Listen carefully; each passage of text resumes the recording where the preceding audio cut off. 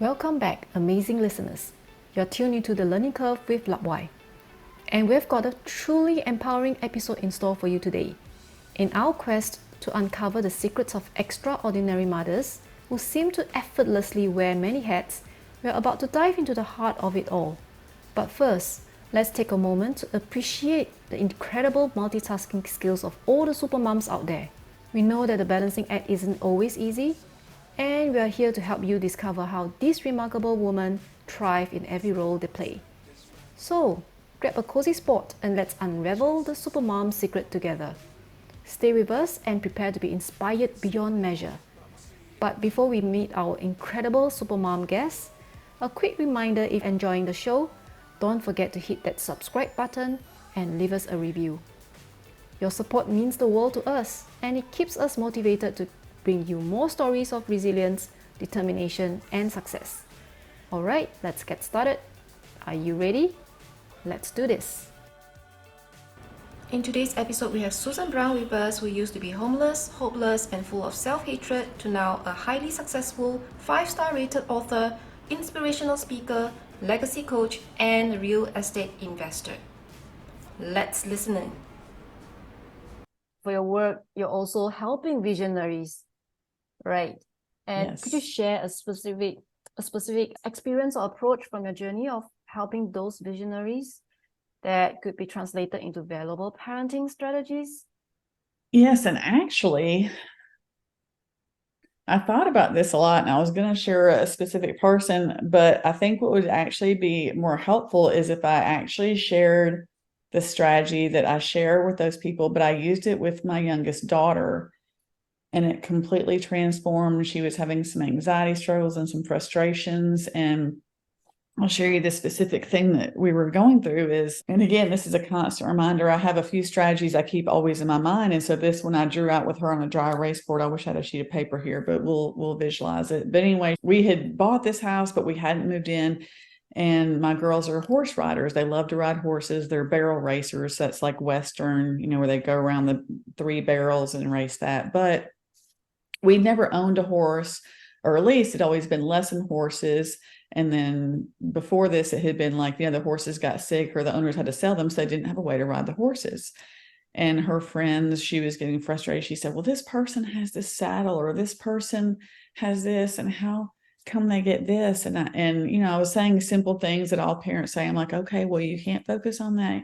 Well, Mom, I know, but it's just so hard. And I'm ready to work and all these things, because she wanted it on her timeline, which we can all relate to. If we could only just have everything right when we need it, it'd be perfect, right? Or so we think. So I stumbled upon this thing in the Bible this last year that at 50 years young, I had legitimately never, ever, ever seen before. And this is something that, again, I want to share with y'all because I'm going to write another book on this. And this is going to eventually be like a classified, expensive coaching lesson, but I'm going to give it to y'all here because it's so, so, so powerful. Is I saw over and over and over in the Bible something I had never seen before. I'm like, what? How in the world did I miss this? And it's something so simple, because we talk about, right, the higher up we go, the more. And it said, don't look to the right or the left. And you might think, okay, what does that have to do with anything, Susan? So for like months, I kind of dwelled on this and I dove deep in it, and I realized, oh my goodness, I get chills all over my body. I'm like, this is everything in life, right? When COVID happened, people wanted to put you in a box, right? Are you vaxxed or not vaxxed, mask or no mask? Are you Republican or Democrat? Are you, abortion no, all these lines, right? And I realized, oh my gosh, all of life, we're busy looking over here and over here, but we've lost our focus, right? It's never been about all those dividing lines that people want us to believe, or, governments or whoever wants to divide us from just being humans and connecting with each other and encouraging each other. So I said, let me try this out. So I tried it with my clients and it worked. And I tried it with Bella and it changed everything. So I did is I drew a bubble. And again, I wish I had a dry erase board. And I put her name, Bella. And then I didn't write the next part of the diagram yet. I said, okay, tell me everything that's bothering you. We just focused on all the things that are frustrations, right? So I wrote some of them over here, and I wrote some of them over here. And it would be, somebody else's saddle, or I haven't ridden in 6 months, or I'm going to forget how to ride, or what if I get bucked off, or this person's land, or we don't have the money for this. And so I wrote down just everything, all the concerns, all the worries, because it's important we validate like what's in our brain, right? And when we're not given permission to get it out, we feel like nobody's listening. So here was her name. Here, both sides were all her worries. Then I said, what is your dream? She said, well, my dream horse, the horse that's perfect for me. It doesn't mean like some fancy Arabian. It means the one that's made for her, because horses are a lot like humans. You have to match them up with the personality. And so I wrote another bubble way up here, and I wrote Bella's dream horse in it. So we have a bubble here, we have a bubble here, and we have a bunch of concerns over here. And then I took a straight line from her name to that dream horse. And I said, now let's look at these concerns. Which of them is going to help us get there? And she looked and she said, well, they're not, Mom. And I was like, I know. So I'm sharing with you something powerful I've tried out with my clients, and I just discovered it in the Bible last year. It's crazy.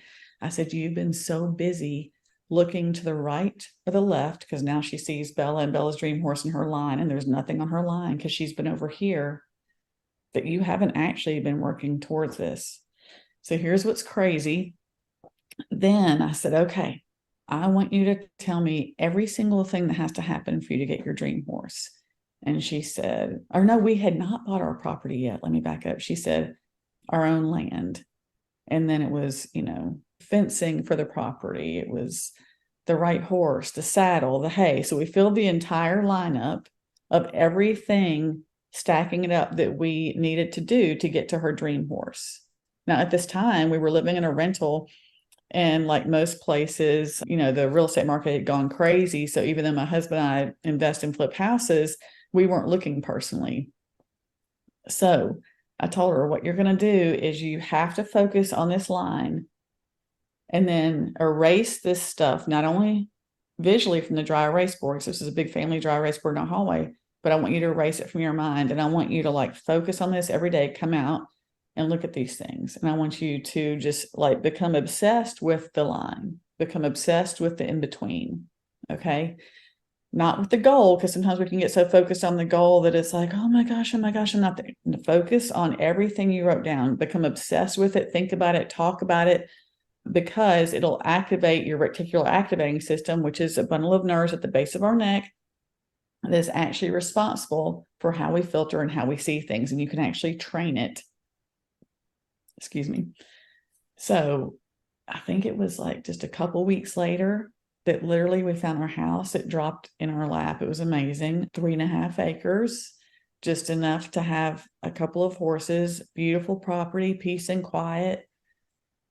And then, as we were renovating it, she's talking to her former horse trainer who's looking for a horse for her. And although we haven't found hers yet, but we haven't fenced the property, we found her sister's horse. And now she's looking every day for horses. She's met one, and we decided right away that wasn't the one. And so as she was accomplishing things, she would cross it out. She's like, we have the property, we have the money, we have the land, I have the saddle. And she's keeping up her skills by staying in this one girl's world who we like have her in that program of learning horse skills, and she's practicing and exercising at home. And so all of a sudden she now laughs at the things that were over here. Those have nothing to do with her, right? Not a single thing. And again, that's that freedom to finally release from everybody's expectations or other people's stuff. So here was her bubble, Bella. Here was the line that became filled with all the steps she needed to get her dream horse. And now we're living in that house. It's been renovated. We're getting ready to fence it in. The only thing we're missing is, just finding her correct horse, which we're almost there.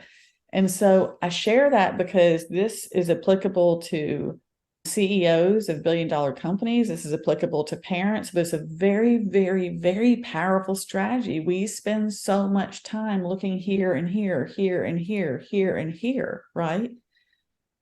But what if,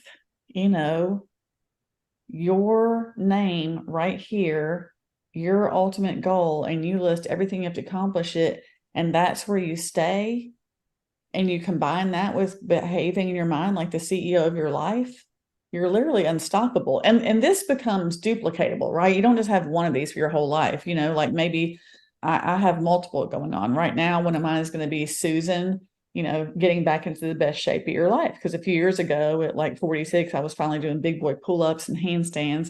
And so I know what I have to do, increase my protein, no, lower carbs. I know all the things that work for me, getting up earlier, getting to the gym, hiring a trainer, all those things. I can't look at the old me or my old clothes or worry about what somebody else is doing because it's not going to help me, right? I can't look at training for a marathon like I used to because my knees are shot out. So if I start focusing on all the things I can't do, then I'll never get there.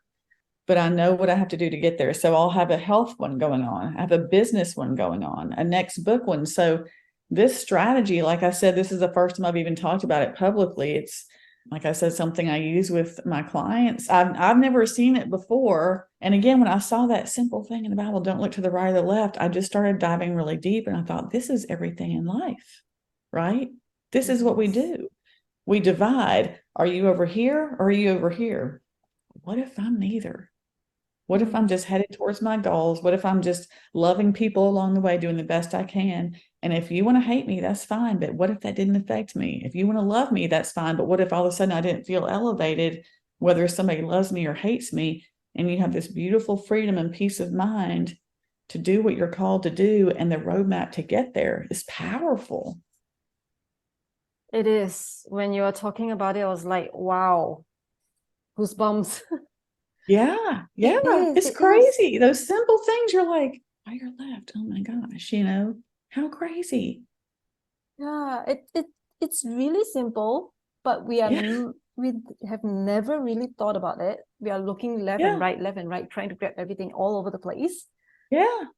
But in fact, all you need to do is just look at where you want to go, where you want to be, or what you want to have, and try to reach for it rather than having so many things making noises in your head. Yeah. And I think too, to simplify it even further down is like for us moms, let's say you want your goal to be, because it doesn't have to be these huge things like your dream horse or house. It can be even things like we use it on the daily for like, okay, do I want to have my meal prep done for the week? Okay, do I need to have this many clean containers, this much ground beef or whatever? And then you list all your things on the line you need. Or maybe you just want your meal prep done for the day. Maybe it's just been crazy months of eating out and you just want to have one meal. Okay, then you list on your line what needs to accomplish. Because I think that's part of the freedom too, is everything with the internet. It's wonderful for things like this, right? You and I connecting across like countries. I think this is incredible, and I would totally sit down and have coffee with you and go out to eat, like I just love you already. And then there's wonderful things about the internet. But the problem with it is it does vie for our attention and we feel so pulled and so overstimulated that we just need these simple strategies. Okay, love why. Want to get the kids, to bed on time tonight because maybe it's been a rough week and you're like, okay, brush teeth by this, book reading, no blue light, cuddle time in the jammies, clothes for the next day, whatever. So again, this can be, if you're struggling in a hard time, simplify it way down. It still works. It works for big goals. It works for daily goals. I use it for minute by minute goals. When I get overwhelmed, I'm like, Susan, wait, here's where you are. This is what you want to do. Boom, boom, boom. So it can be little micro steps. So this is applicable from here to here. Moms, kids, CEOs of billion-dollar companies. It's like the mad genius of shrinking, scaling, whatever you want to do. This is how you get there. Yeah. And all these are like removing all the distractions of where you want to go, removing all the emotions as well that trigger you, and just focus on where you want to be and go straight there. Yeah. And you can remove all whatever stress that you have that in actual fact, you can actually handle. Yeah. And then you know what? You could even, as silly as this sounds, because we do have emotions, we have to take that to make decisions. You can even use that line bubble seriously for like a girl cry fest. If you're like, I need to have Love Pie over, I'm just feeling okay. Susan Brown, cry fest time. Okay, I have to finish work, have some hot tea ready, have some cozy blankets in the fire pit. Like, seriously, you can use this for every part of your life. Don't think that you can't express your emotions. Even make time for that, make it special. In my morning, once I finally get the house unpacked, I always have a special chair that I sit, and every morning I read my Bible, and then I read a mindset book that I'm going through, and I do my best work before I ever get on the blue light. And that's like, I have to be like religious about that. I cannot get distracted over here to the right or the left, right? With, oh, but what if you have this or this? No, I have to do that reading time and fill my mind on, focus on the good. And so that's part of my line to bubble for my, freedom day. That way, if everything else falls apart for the rest of the day, at least I've done that, and usually my workout, and so you have something that you can feel somewhat accomplished, even though the day did work out how it's supposed to, whatever happens. That's true. Wow, your clients are really lucky to have you to give them all this guidance along the way. And in your work with visionaries, you emphasize the importance of creating a game-changing legacy. So how can parents instill this sense of purpose and a desire of positive impact in their children's lives, just like how you impact your client's life? Oh, I love this question too, because I think, it's one thing for us to sit here as moms and think, okay, let me think from the eternal legacy. Let me think from the end game. And then it's like, oh yeah, okay, maybe if my meal doesn't look perfect, that's okay. Because at the end it will. But it's different with kids, right? Because they're like, oh, whatever. They have that sense of, I'm going to live forever, like we all did as kids. So the reason I love this question is something my kids were just forced to do because it was what they were born into. I actually had both of them while I was caregiving for my completely paralyzed mom. We had moved in with them so I could be her full-time caregiver. So I would literally be nursing a baby and coughing my mom on her ventilator, completely alone, thinking, I'm not going to survive this. My mom is going to die at my hands, or my baby is going to feel neglected. And the reason I share that is not for a pity party. It's because I think we don't put our kids enough in places of service and of being last for a minute, not last in like an abused way, because that's not acceptable or good, but just as far as, we're in a very entitled society where everything is instantaneous. We can pick up the phone and like, hey, blah, blah, blah. And then you think of somebody, like my kids even do this. They'll say, so-and-so called me. I'm like, oh, okay. Feel like I have to call back. I'm like, no, you don't, not right now. So one thing that we love to do is, even though my kids grew up in that and they took their first steps from letting go of my mom's wheelchair, we like to do food pantry service, go to a homeless shelter or a food pantry where you get to prep the meals and help serve people who are less fortunate than you. The main thing is get your kids in service, like whether it's going and picking weeds from a neighbor's yard, or going to a nursing home and bringing cards or singing songs to them, anything service related. And the reason that's so important is it really helps some of that entitlement mentality that even if we're raising our kids humble, it's just the society we're living in. They're going to kind of get some of that entitlement, that right awayness, the no patience, because you can have everything at your fingertips, no reason to wait. So I think giving them time to wait, giving them time to get bored, because honestly, that's where the creativity starts to happen. But going to the nursing homes, serving a neighbor, visiting somebody that's shut in, also spend time with elderly people. They're the ones full of wisdom. And I think that you're in Japan, right, Love? Why?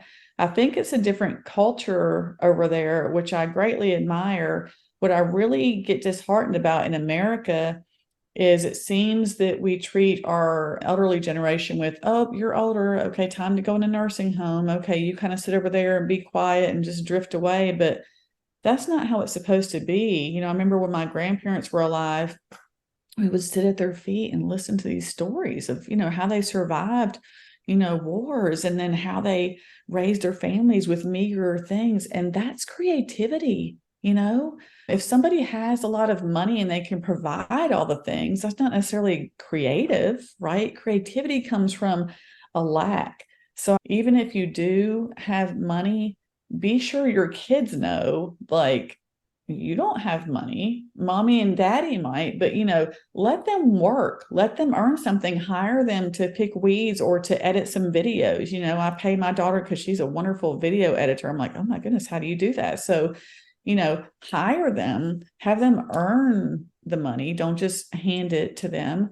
Have them go serve other people. I think that's the biggest thing, is just really getting them in a heart of service, because what that does is it encourages a heart of gratitude. And once you can be in a place of gratitude, it really changes how you see things.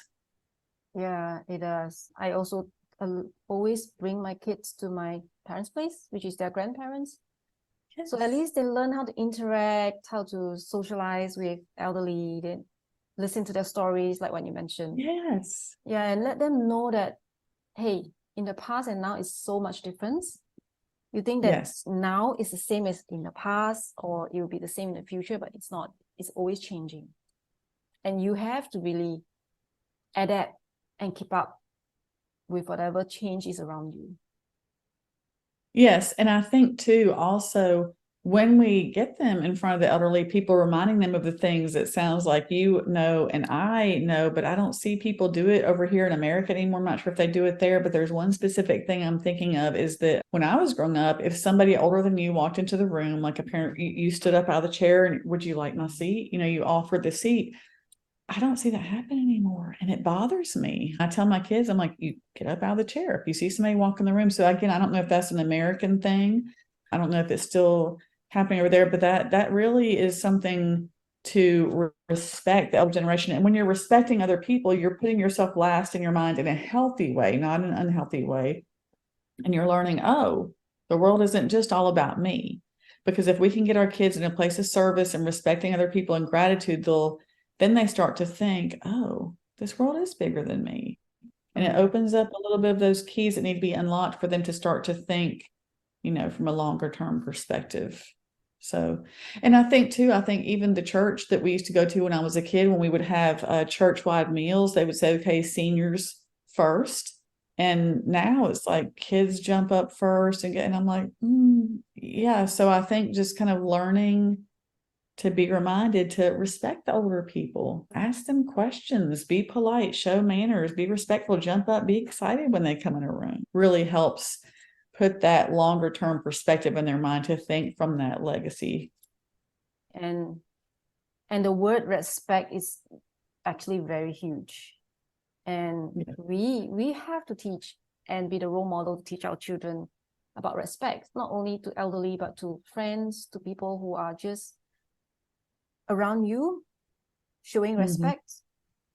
People will give you back that respect. Yes. And if they don't, you are still free because you've taken that higher ground. Yeah. I think that's the hard thing. I told my kids, I said, listen, you have to be a kind human, even if people are not kind to you. And again, not in an unhealthy way where you take abuse or anything like that, because I know these things can be misunderstood as somebody listening. I'm talking about on a day-to-day basis. For example, one time we're living in Texas and we went through a drive-through, and the person at the drive-through was very rude and like threw the food at us and said, get out of here. Before we drove off, I gave them some extra money and like a $20 tip, which I know you don't tip drive-through people, but I was trying to make a point with my kids, and we drove off and they said, Mommy, why did you do that? That person all but like spit on you. I said, well, for two reasons. One of the reasons is because it keeps my heart pure. But number two is, and this really is number one, is that you don't know what's going on in that person's life. What if their mother just died? What if their boyfriend just beat them up? What if they just got kicked out of their house by their parents? And again, it doesn't justify that person's actions, but it helps keep your vision clear to be like, you know what? I don't have to enter into the ugly. I can actually heap kindness on top of that, keep my conscience clear, and be a good example to my kids. And I told them, I said, there's a time and place for it. Don't always do that. You're not kind to abusers. I said, something was telling me to just do this. When you just have to pay attention to things are hardly ever what they actually appear on the surface. Yeah, and I agree. And being kind and nice to other people, it actually makes you feel better and you feel lighter, rather Yes. than you having that kind of I did something not so good today and things like that. Oh yeah, And it changes your brain chemistry. Yeah. yeah, and actually you feel like, hey, I've done something good today. I feel good. I feel positive, and Yes. then you have that positive vibe over you, and it lasts really long. Yep, it does. And then you'll start to see things differently like that, because then and that's a whole other, but then you're activating that reticular activating system at the base of your skull, that bundle of nerves that's responsible for how you see and filtering between the subconscious and conscious mind. And then all of a sudden, the more you do that, the more you're like, oh, it's like the red car effect. You start to see things you didn't notice before, but they were always there. You just weren't looking for them. Yeah. And you don't easily get triggered by all this left and right stuff. Exactly. Yep. You get to that higher place where you're up on the hill watching the train tracks. You're not down here with it happening to you. Yeah. It all comes full circle. Yeah. Wow, I'm learning so much from you today and getting to know all this stuff with a different perspective. Yes. Is really an eye opener for me.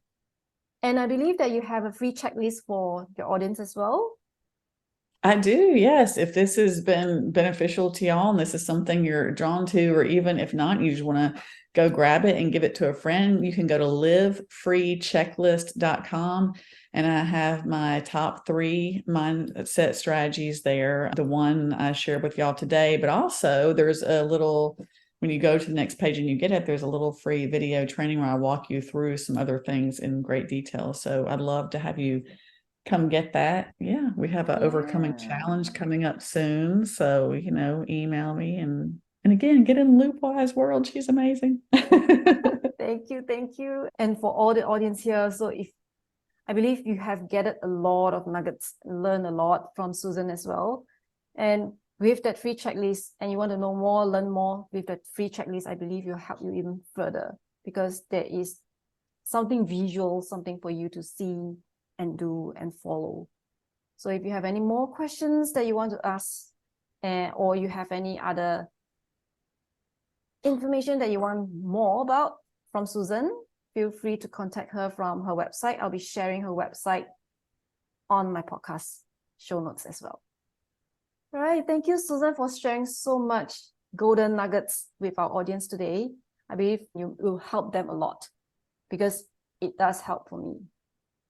Well, it's my pleasure and my honor to serve. That's all I want to do. So I'm so thankful to be here with you and for your time, and appreciate all you do pouring into your audience. So thank you. I'm really honored to have you here as well.